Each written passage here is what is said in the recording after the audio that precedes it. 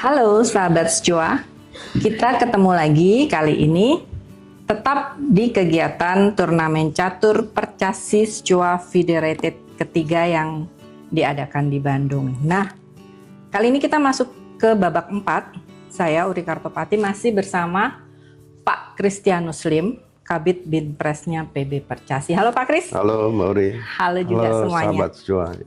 Oke, kita langsung aja Pak Kris. Di babak keempat ini ada partai-partai yang menarik nggak Pak Kris? Iya, ini babak mulai panas gitu ya, udah mulai menentukan sehingga banyak pemain juga yang strategi karena main 2 kali ya. Mereka pagi mungkin masih ngantuk gitu ya, jadi remis-remis pendek gitu ya. Oh gitu. Ini secara strategi sih memang ya begitu, salah satu strategi yang dipakai gitu ya. Cuma karena ini event uji coba ya, bukan event kejuaraan dunia misalnya yang gelar juara itu sangat menentukan gitu ya. Itu saya merasa kurang tepat gitu. Jadi harusnya terutama yang buat junior-junior ini. Jadi ya ini ajang uji coba mereka gitu. Jadi main sekeras mungkin, sekuat tenaga gitu ya, semaksimal yang mereka punya dikeluarkan ya, agar ada manfaatnya buat diri mereka gitu. Betul. Manfaatnya kalau kita mengeksplor diri sebaik mungkin, sebisa mungkin, itu bermanfaat buat perkembangan diri sendiri gitu. Betul, buat anak-anak ini. Nah ini sayang kalau masih muda ya, pakai strategi remis-remis pendek, terutama kalau karena rasa takut ya. itu nggak bagus gitu, karena itu nanti nggak berkembang. Iya, karena sebetulnya ini saatnya mereka untuk uji kemampuan mereka. Iya, itu kalau bisa full terus gitu ya. Nah itu ada 3 game di atas remis-remis pendek gitu, termasuk Kenny lagi nih. Kenny lagi ya, ketemu muncul di Grandmaster Ceras Barus. Itu kan senior yang mungkin dia takutin juga gitu. Jadi partainya pendek, berapa langkah gitu ya, nggak sampai 15 langkah kayaknya. Padahal sebetulnya keduanya bisa main seru nih ya Pak, harusnya. Iya, bahkan di situ Kenny bisa membuktikan diri bahwa dia udah bisa bersaing gitu, melampaui legend kita gitu. Ceras Barus kan termasuk legend kita gitu. Satu-satunya GM yang main di sini nih Pak. Iya. Tapi hasil remis yang mengecewakan ini dibayar lunas ketika saya nonton partainya Hamdani lawan Renat Christopher. Gimana tuh Pak Kris ceritanya? Nah ini keras banget partainya. Ini juga ada menyangkut teori teori struktur bidak yang khas dari pertahanan Slavia gitu, semi Slavia atau Slavia, di mana ada pion ininya putih unggul di sayap menteri. Ruangan nih, tentang ruangan. Sementara hitam unggul di sayap raja gitu. Jadi pionnya seperti triangle system. Triangle system ya. Itu pernah ya? Guru besar kita tuh Grandmaster Ruslan Serebakov pernah nulis tentang kerangka struktur bidak seperti ini di bukunya tuh cukup dalam gitu. Nah, si Renat nih paham betul gitu. Jadi struktur bidaknya begini, ada bidak di putih adanya di bidak F2, E3, D4, C5. Sementara hitam struktur bidaknya sebaliknya tuh, sisi sebaliknya. Jadi B7, C6, D5, E4. Nah, ini kalau tipe struktur bidak ini kalau tertutup biasanya ya, yang diserang tuh adalah kepala dari struktur bidak itu gitu. Jadi kalau putih tuh kepalanya ada di E3 gitu. E3 tuh yang akan diserang dibongkar gitu ya, melalui F7, F5, F7, F5, F4 gitu. Ntar tukar di E3 gitu. Nah, terus E3 itu jadi sasaran serangan. Sebaliknya kalau di hitam, kepala struktur bidaknya hitam itu ada di C6.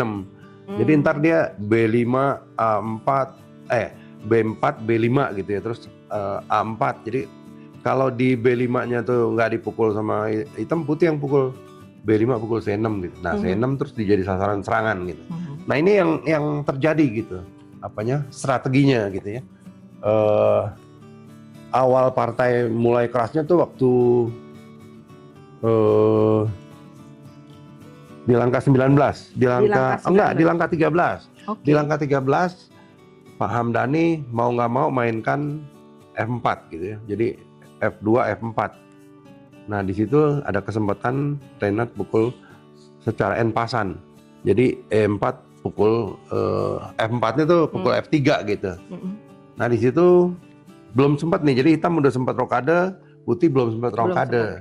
Jadi posisinya mau nggak mau terbongkar gitu. Karena belum rokade, Pak Hamdaninya ya posisi dia yang lebih bahaya nih. Lebih bahaya dan game ini bisa jadi bahan pelajaran penting mengenai pin gitu. Pin bukan pin yang sederhana nih, pin di permainan keras, tapi berkali-kali dipertunjukkan oleh Renat. Jadi sebagai pemain junior dia cukup bagus ya Pak permainannya di sini. Renat nih sebetulnya termasuk lapis 2 dia. Dia usianya udah 22 tahun, udah FIDE Master, tapi ratingnya masih rendah, masih 2000 berapa gitu, 2000 sekian. Mestinya dia tuh sekelas sama Glenn, sama Duta, harusnya ratingnya udah 2300 lah. Dia belum mencapai itu ya? Belum mencapai itu, tapi pernah kita beri kesempatan tahun 2024 main di Olimpiade nih. Betul.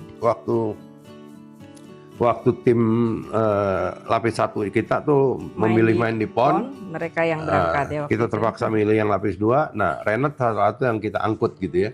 Harusnya pengalaman di Olimpiade tuh membawa dampak gitu, buat kepercayaan diri, buat jadi lebih matang gitu. Biasanya seperti itu. Dan jadi, ini terbukti juga ya berarti ada. Nah, di sini ini partai kelas atas mungkin bisa jadi best game-nya Renat gitu nantinya ya. Jadi kita lanjutin ya, Mbak. Tadi udah sampai di posisi terbongkar di mana Raja Putih masih di tengah. Ini harus dimanfaatkan bener gitu dengan segala cara ya, dengan teknik yang bagus tentunya. Dan Renat punya itu, udah punya itu dia. Dia waktu dia ngepin gajah F4 di langkah 16 itu udah cara memindahkan gajah dia dari C7 ke sayap raja. Karena nih pola struktur yang terbentuk nih memang harus dia hitam nyerang dari sayap raja, putih nyerang dari sayap menteri gitu. Jadi dia waktu mindahin gajah itu dengan cara ngepin di F4 nggak bisa dipukul karena ada benteng di E8, ada raja di E1 gitu ya. Nah, Renat berhasil memindahkan perwira menyerang di sayap raja, ada 5 gitu waktu itu ya. Sementara sayap raja di tengahnya raja putih belum bisa gerak gitu. Nah, kesalahan lagi mulai terjadi. Ini sebetulnya mau nggak mau bukan kesalahan tuh, salah hitung lah mungkin. Itu waktu di langkah 21 Hamdani mainkan A4. Itu tujuannya itu seperti yang tadi saya sebut, bahwa kepala struktur bidar itu mau dicerang, dia mau B5, tapi perlu didukung sama A4 karena ada pion di C6 dan ada di A6 gitu. Jadi kalau dipukul lagi pakai pion di A4. Jadi itu sebetulnya normal. Tapi itu bisa dimanfaatkan Renat dengan cara korban kuda di game 4. Nah, ini kerennya di sini. Dia korban kuda cuman dengan ditukar pion 1 dari F3. Gajahnya tapi lagi yang di C8 yang belum keluar itu langsung keluar nancem pin lagi.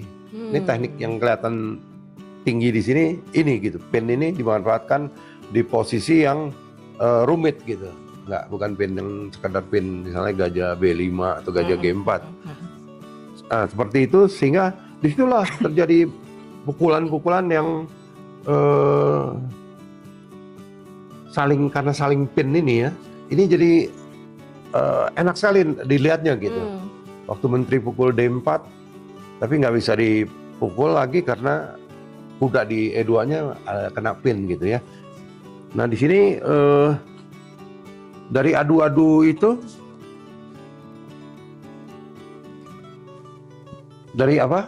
adu-adu taktik yang luar biasa kompleksnya, Renat sendiri bilangnya posisi yang lumayan berantakan katanya.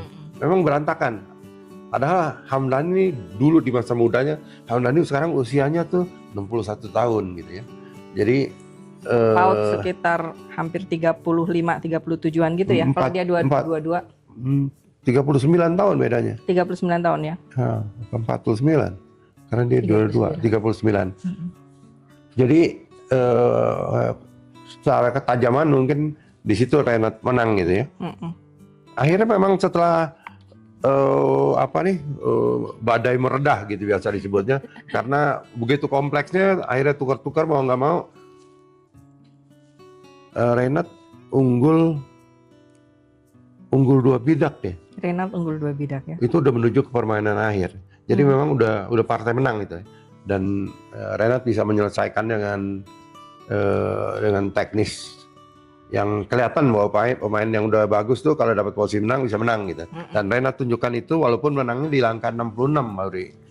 Jadi tapi tetap luar biasa permainannya ya, Pak. Iya, ini bisa jadi base-nya Renat dan inilah kita bikin event, partai inilah yang kita mau gitu. Dan itu dilakukan anak muda gitu ya. Jadi sebenarnya harapan kita untuk membuat kegiatan atau turnamen seperti ini kita menemukan mereka-mereka yang mau bermain maksimal seperti halnya Renald melawan Pak Hamdani ini ya Pak. Iya, ini kekecewaan sebagai winpress di partainya si Kenny itu dibayar lunas di partai ini gitu, Pak. Terobati ya, Pak. Langsung terobati bahwa kita bikin event seperti ini yang kita mau gitu, dan itu tercipta oleh anak muda juga gitu. Itu yang membanggakan juga ya Pak. Membanggakan buat. Iya, tadi saya kebetulan sempat ngobrol sedikit sama Renald. Saya kasih selamat juga karena dia berhasil mengalahkan Pak Hamdani. Jadi, tapi dia udah bilang saya memang selalu prepare. Dia selalu artinya ini mungkin contoh, tapi mungkin semua pecatur melakukannya. Jadi setiap langkah permainan pembukaan lawannya tuh selalu dipelajari sebelum bermain, dia bilang gitu. Tapi Pak, waktu saya udah bermain saya udah nggak boleh mengingat itu lagi, takut nanti karena mainnya dengan senior dia terpengaruh, dia bilang. Jadi kalau udah di papan catur saya lepas, tapi saya tahu apa yang beliau mainkan biasanya dalam partai-partai. Dan dia bilang Pak Hamdani ini mainnya taktis Bu gitu. Jadi saya harus prepare-nya lebih bagus lagi. Dan tapi dia hanya bilang gini, untungnya di menit-menit terakhir itu feeling saya kalau saya memainkan bidak ini saya akan menang. Dan dia bilang ternyata benar, karena waktu saya tinggal 1 menit, dia bilang gitu, saya nggak punya waktu banyak untuk berpikir. Tapi feeling saya akan melangkah menggunakan langkah ini, dan itu ternyata berhasil menurut Renald gitu. Jadi artinya seperti yang Pak Kris bilang juga kemarin, kadang-kadang kita perlu feeling juga ya Pak sebagai pemain untuk kemungkinan, karena segitu banyak kemungkinan menurut Renald harus nemu feeling yang mana nih yang kira-kira akan luput ditangkap lawan. Kira-kira iya, itu sebetulnya kalimatnya pemahaman ya kalau di tingkat atas gitu ya. Kalau feeling saya pikir itu buat junior yang belum paham benar tapi dia merasakan gitu. Nah, itu yang disebut feeling gitu, yang saya maksud feeling gitu. Oke. Jadi itu tadi sekilas di partainya Renald dan Pak Hamdani. Satu lagi tadi Pak Kris katanya menyampaikan ada juga satu yang menarik di partai. Iya, ini kebetulan juga senior ketemu junior, itu Roni Gunawan, International Master melawan catur WIM kita, Safira gitu. Iya. Nah, ini kan Roni juga umurnya 66 tahun, Safira 18 tahun gitu. Jadi ini betul-betul pertarungan antar generasi gitu ya. Betul. Nah, ini cuma hal satu yang bisa disorot di sini adalah Roni mainin pertahanan King Indian. Itu dia udah mainin waktu dia masih muda, masih belasan tahun. Dia adalah usia Safira ya, waktu dia mulai memainkan ini. Iya, dia itu bintang, dulunya tuh bintang bersama Grandmaster Edi Handoko, itu satu duet berdua yang 1-2 terus gitu di Indonesia. Nah, ini dia main King Indian yang udah dimainkan berarti 40 tahun lebih tuh. 40 tahun jadi lebih. Sangat pengalaman. Nah, di sini dia menunjukkan bahwa dia tahu betul ketika di dua bidak putih, ada dua bidak yang kelihatannya bagus M4 F4, tapi menurut Roni itu nggak bagus gitu. Itu bisa diakalin gitu ya dengan pengalaman itu, dan dia tunjukkan itu di sini gitu. Ini aja yang apa sih yang menariknya, walaupun Safira juga memberikan perlawanan keras. Perlawanan cukup bagus Ini ya. partai ini berlangsung 4 jam. Tuh, luar Jadi biasa ya. yang terlama selama Yang ini gitu. selama 4 jam lebih. Jadi selama yang terlama gitu. sampai 4 babak ini nih yang paling lama ya. Nah, ini yang saya suka itu inilah gitu. Partai yang berlangsung keras, yang senior kadang kalah gitu ya. Karena di sini Roni menang, dia menunjukkan pengalaman dia mainin King Indian tuh seperti ini gitu ya. Dan itu Seperti disambut ini, gitu. juga oleh Safira dengan permainan yang meladeni ya istilahnya ya. dan hasilnya juga menunjukkan memang ya itu hasil Kualitas, orang Pak. yang pengalamannya Sudah banyak berpengalaman ya. bisa menunjukkan ini. Oke. Ya ini juga yang kita mau dalam Dalam. event yang kita buat seperti ini gitu. Oke, baik. Lauri.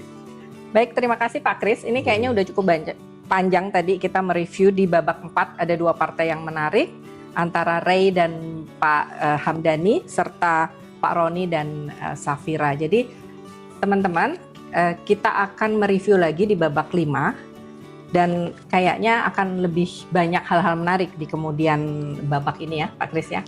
Iya, mungkin juga pengumuman bahwa ada game live yang kita siarkan. Oh iya betul. Itu kita di ada. Lichess. Jadi yang tadi partai yang saya omongkan ini kita Bisa bicarakan juga ini Lihat. bisa diakses di sana karena partai-partai ini mengandung nilai edukasi ya, mengandung nilai instruktif yang bisa dimanfaatkan oleh para pecatur muda terutama untuk Betul. belajar teori catur dengan benar Oke, gitu. sip. Baiklah, sahabat Jua, sampai di sini dulu. Kita ketemu lagi di next review. Dah. Oke, bye.